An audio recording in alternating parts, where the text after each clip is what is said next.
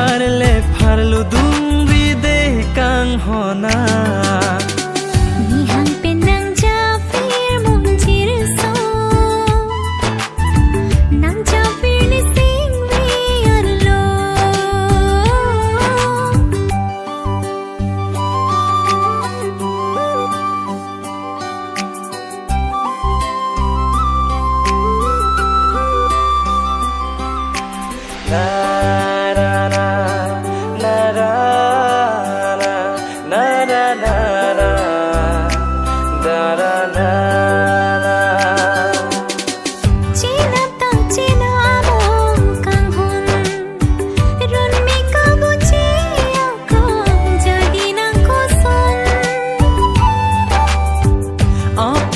singkring mati jo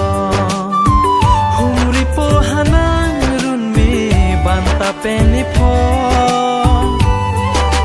Tuan sing bin karong habir ta kilo